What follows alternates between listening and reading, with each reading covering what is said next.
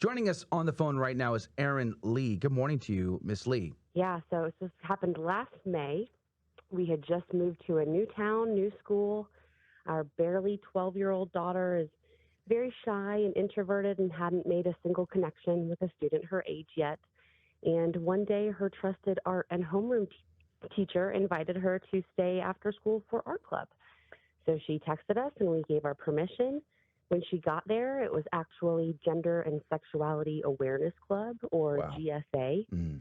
And the teacher had invited in an outside presenter who had absolutely no qualifications to be speaking with children about gender and sexuality.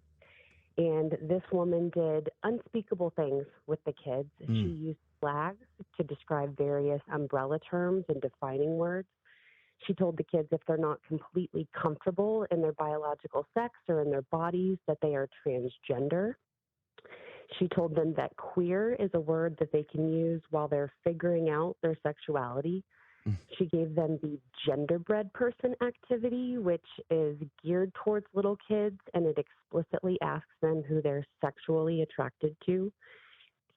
She handed out her personal contact information to all of the kids and asked them to connect with her, not just by phone and email, but on teen chat platforms like WhatsApp and Discord.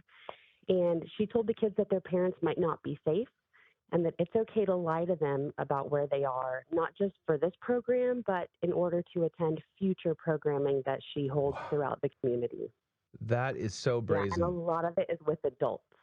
So these 12-year-olds are in a room with 18 and 25-year-olds talking about their sexuality. The 18 or 25-year-olds, these adults, were they employees of the school? No. Who were these adults? Not. She holds these meetings throughout the community with queer people and lumps our 12-year-olds in as adults. That is utterly insane. And, once we realized that, that they weren't going to handle it, we called the police.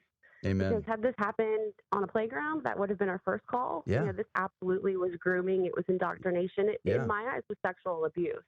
Because my child was not ready to talk about these things at all, but definitely not with a stranger and in a room in front of a group of her peers. There's a House Bill 19-1120 in Colorado that allows 12-year-olds to seek medical care without parental knowledge or consent. Wow. And so they taught her about this law in this program, and we firmly believe they intended to push her down this path of potential, hormone blockers and puberty blockers and medical transition. Mm-hmm. The teacher is completely off the rails and has done this with several other children that have now come forward. So we're lucky that she told us what happened. She was extremely uncomfortable. She was traumatized, but she adopted that label for a little bit of time. I mean, they told her that you're uncomfortable in your body because you are this, and that made sense to her. It gave her a Band-Aid to cover up those normal hormonal, the discomfort and those feelings that every girl has to go through, and they gave her a Band-Aid to not have to deal with it. And so for a little while, she took that and said, okay, maybe I am transgender, and that's why I'm so uncomfortable right now. And so that's an unsafe environment. There's no way I was going to subject her to that ever again. And she never stepped foot in a public school. She's in a private Christian school now and doing so much better. But we actually have been, hitting the school district with public record requests. Yeah. And we learned that 2 days after the incident, we obtained a string of emails between the teacher and the counselor and this presenter that came in. Yeah, these emails take it from grotesque to terrifying.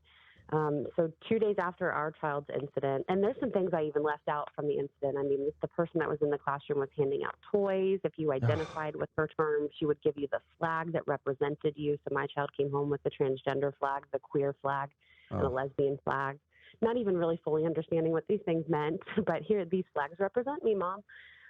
So we obtained emails through public record requests, and 2 days after the incident, the teacher, the presenter, and the counselor were talking about how we had found out that they colluded immediately with the school board to keep me quiet. They referred to parents who find out as barriers that they've removed at other schools.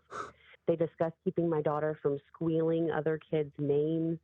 And they talked about sending CPS to our home to do a well child check because we objected to their secret programming. Wow. And the principal had come to our home And we thought it was a genuine sit down because he wanted to be in our setting and hear us out. But we realized it was in lieu of a CPS well child check.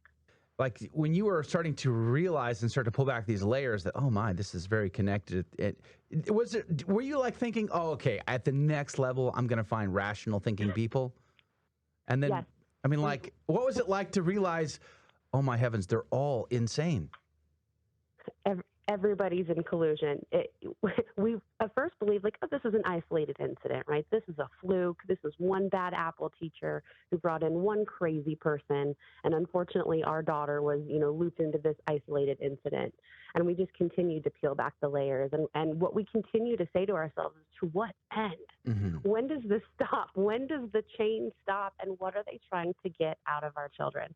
And we realize it's a giant concerted effort to strip, children's trust from their parents and to ruin the nuclear family. And we really are a very middle of the road family. We're just, going through life, trying to do the right things. And this was completely an attack on our family. And they weaponized another government institution to try to remove our child from our home. So it continues to shock us, the new, revelations that we continue to discover in this story.